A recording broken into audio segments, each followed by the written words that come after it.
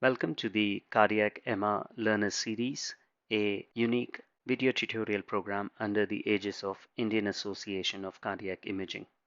This program is focused on beginners and intermediate images with learning happening through short sessions and case-based discussions. We are grateful to experts from different parts of India who have helped us in putting this program together. Please do feel free to give us your feedback so we can continually improve such training opportunities. This session is brought to you by Dr. Onkar Oti from Ruby Hall Clinic, Pune. He is a consultant radiologist with special interest in cardiac imaging. He finished his fellowship training for Level 3 certification by the European Association of Cardiovascular Imaging and has published more than 7 articles in peer-reviewed journal and has written a few textbook chapters related to cardiac imaging. He is also an executive committee member of the Indian Association of Cardiac Imaging and has delivered multiple talks in national and international conferences. Hello everyone, this is Dr. Onkar Auti. I'm going to discuss the two cardiomyopathies in this lecture. One is the dilated cardiomyopathy and second is the ARVD or arrhythmogenic right ventricular dysplasia. Coming to the dilated cardiomyopathy. So dilated cardiomyopathy by definition it refers to the left ventricular dilatation associated with the systolic dysfunction. Basically, it is classified into the primary dilated cardiomyopathy and the secondary LV dilatation or secondary DCM. So, when we refer to as a DCM or dilated cardiomyopathy, it predominantly means that it is a primary dilated cardiomyopathy, and all the secondary DCM are considered as a secondary to the other pathologies. So, the primary DCM is genetically associated disease with autosomal dominant inheritance. Primary DCM is the diagnosis of exclusion when you exclude rest of the causes of the dilated heart, then you conclude that it is a idiopathic or primary DCM. The secondary LV dilatation can be because of two main things. One is the ischemic dilated cardiomyopathy and second is the non-ischemic causes. So in non-ischemic causes, the post-myocarditis or the post-infiltrative cardiomyopathy like amyloidosis or sarcoidosis can give rise to the LV dilatation and systolic dysfunction.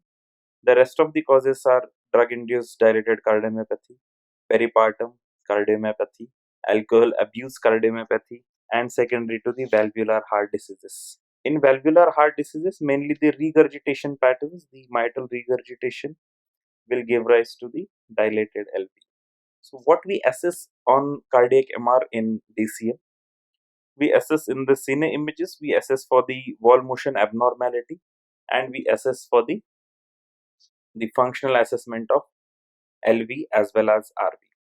So in wall motion abnormalities, whether it's a regional wall motion abnormality or it's a global hypokinesia, that differentiates between the ischemic and non-ischemic DCM.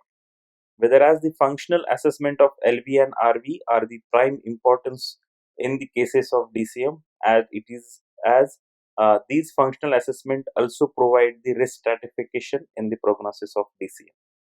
We are going to assess the LG enhancement pattern in different kinds of DCM. We can assess the intracavity thrombi, which are quite difficult to visualize in the dilated heart on echo, and we also assess the etiology and prognosis of DCM. T1 mapping is a new technique in cardiac MRI where we actually determine the native T1 values of the myocardium, and also with the help of hematocrit we determine the ECE values of the myocardium. So increase in native T1 values and the ECE values suggest that there is a subclinical fibrosis. It is an additional diagnostic tool even when the LG is absent. So LG will give you the replacement fibrosis only, but when LG is absent and increased T1 values and ECE values will suggest that there is subclinical fibrosis.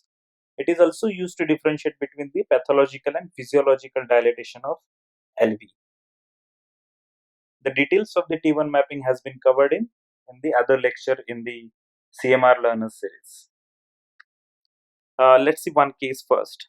31-year-old male presented with a breathlessness since 2 to 4 weeks. There is no evidence of fever. The LV systolic dysfunction with dilatation is presented on echo and referred for the cardiac MR for further investigation.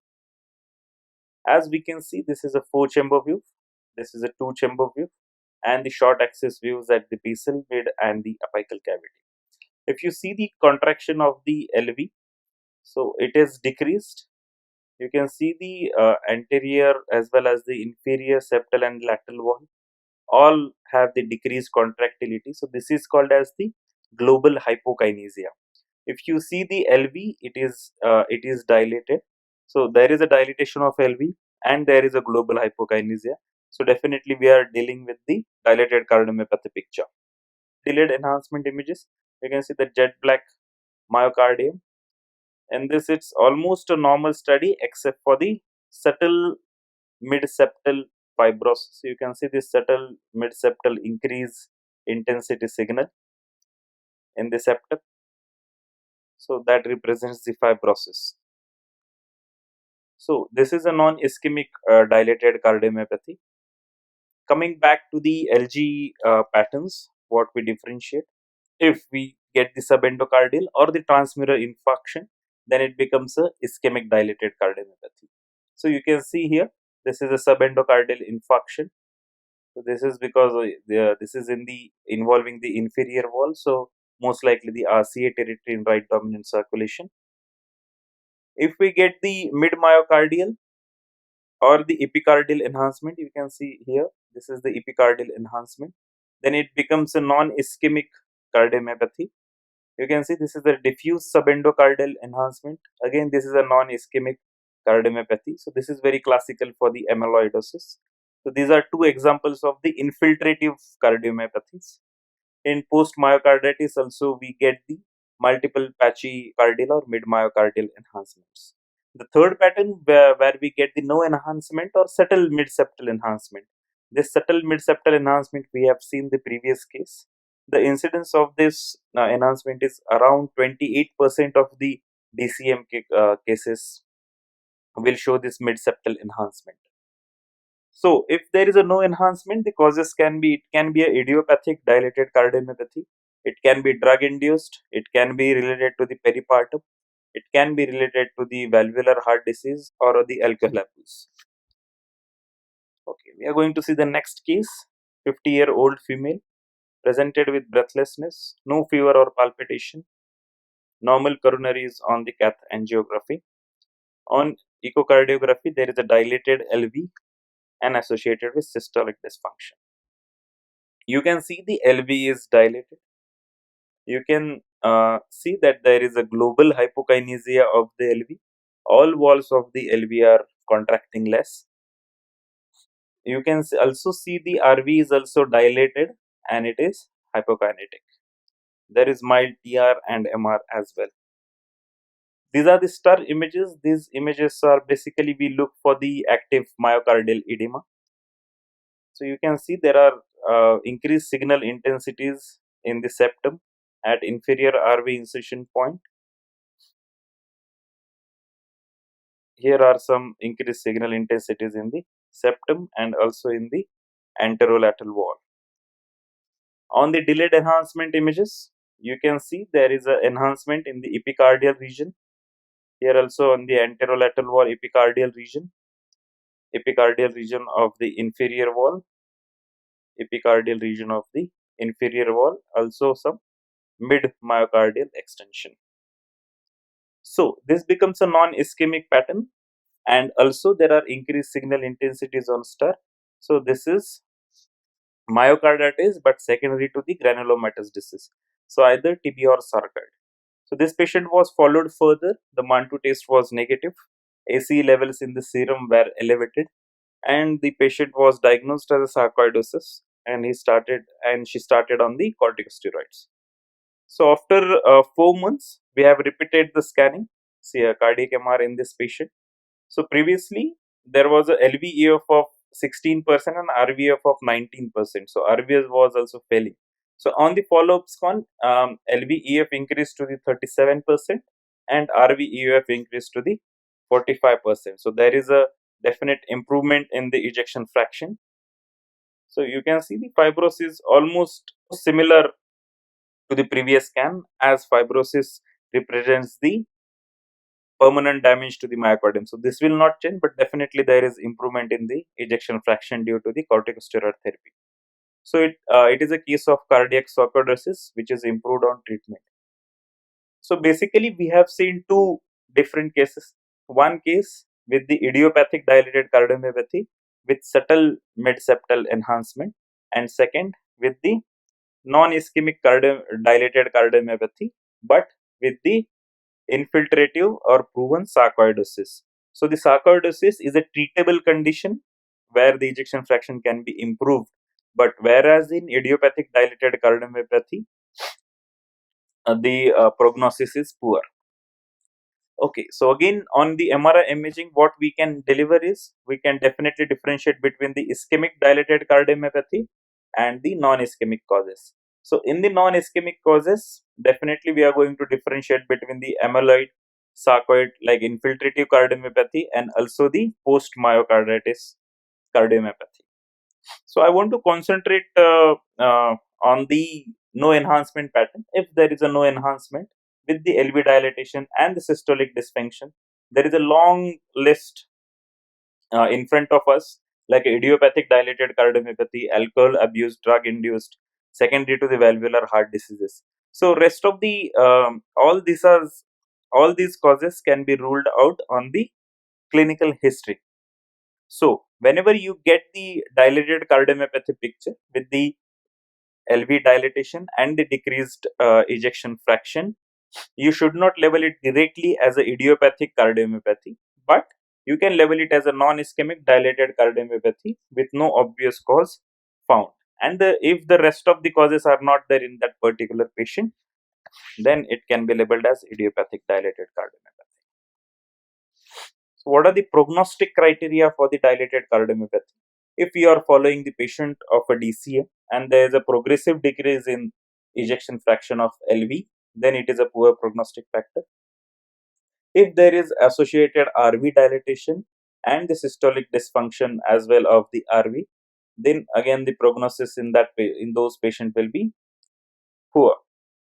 Presence of a mid-septal fibrosis, what we have seen in the first case, which is a best predictor and the independent factor for the sudden cardiac death and also the ventricular tachycardia. So the presence of fibrosis again um, again gives you the poor prognosis criteria in the DCM. Okay, moving on to the second half of the topic. Arrhythmogenic right ventricular dysplasia or cardiomyopathy, ARVD, and the ARVC terms can be used interchangeably. It is also a genetically determined disease with autosomal dominant inheritance. So there is a progressive loss and fibrofatty infiltration of the myocardium of RV predominantly. It affects the young adult group and it is a cause of sudden cardiac death. So because it is a cause of sudden cardiac death, the diagnosis of ARVD or ARVC is very crucial. So what are the features on MRI? On MRI, there will be dilatation of RV and the ventricular wall thinning. There will be right ventricular aneurysms. We can assess the global or segmental dyskinesia in patients of ARVD. And there is fibrofatty deposition which can be assessed on the cardiac MRI. But assessing the fibrofatty deposition is not currently recommended as a diagnostic criteria. We'll come to the diagnostic criteria later in this talk. Let's see one case. 35-year-old male presented with a giddiness and palpitation. On ECG, there are multiple ventricular premature contractions. On echo, they have concluded it's a RV cardiomyopathy. They have seen RV dilatation and dysfunction, and the cardiac MR was suggested for further investigation. You can see this is the free wall of the RV. The entire RV is dilated. There is a mild to moderate TR, and when you are seeing when the RV free wall is contracting, there is small aneurysmal outpouching. So on the short axis, you can see the small aneurysmal outpouching, which becomes prominent in systole. And this part of the RV is actually relaxing in the systole. So there is a RV dyskinesia segmental and also the aneurysmal outpouching. So again, these are the cine images. You can see the small aneurysmal outpouching over here in the short axis images. So on the delayed enhancement images, you can see this is the LV myocardium, looks fine, jet black in color. And this is the RV myocardium, which is showing the diffuse transmural enhancement. So there is a diffuse enhancement or fibrosis in the RV free wall. So this is a case of ARVD or ARVC. I want to look at the functional assessment of RV in this case. So in this case, the RVF was 29% and the end diastolic volume of 334 ml. So this is the indexed end diastolic volume, which is 188 ml per meter square. So which has been indexed with the body surface area of this patient. I want you to remember this value for next 5 minutes. So, as you know, the diagnosis of the ARVD is very critical. So, there has been an formation of task force criteria for the diagnosis of ARVD with the different modalities, which was found in 1994. And then the task force criteria was revised in 2010. So, MRI criteria in task force, they have basically concentrated on the qualitative and the as well as the quantitative assessment. So, in the qualitative assessment, they have taken into consideration the RV regional wall motion abnormality, including the dyskinesia, akinesia, or dyssynchrony. And in the quantitative image, they have looked into the RV ejection fraction and as well as the RV end diastolic volume. So, this is the 2010 revised task force criteria with the different modalities, where the modalities can be echocardiography, MRI, endomyocardial biopsy. They have also included the EP studies, depolarization abnormalities, and as well as the history.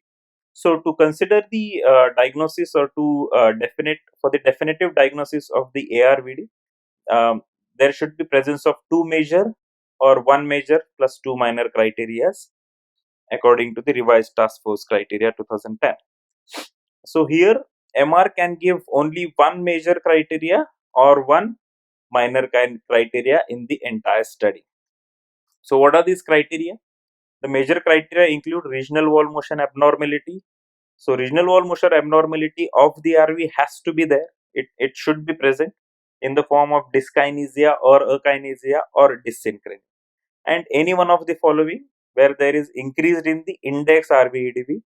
Please remember this RV-EDV or the end diastolic volume is indexed to the body surface area and not the absolute values. It should be more than 110 ml per meter square for male and 100 ml per meter square for female, and RV ejection fraction less than 40%. So, any of these two criteria and associated regional wall motion abnormality gives one major criterion according to cardiac MRI, and minor criterion regional wall motion abnormality with the RV EDV between 100 to 110 ml per meter square for male and 90 to 100 ml per meter square for female, and ejection fraction between 40 to 45%. So, MRI can give only one major criteria or one minor criterion for the ARVD diagnosis according to the revised task force. So, if you remember in our first case, the RV EDV, the indexed RV EDV was 188 and the ejection fraction was 29%. And also definitely we had the aneurysmal outpouching and the dyskinesia in that patient. So, definitely we are giving the one major criterion according to the revised task force in that patient. Let's see another case. It is a 55-year-old female presented with recurrent palpitations.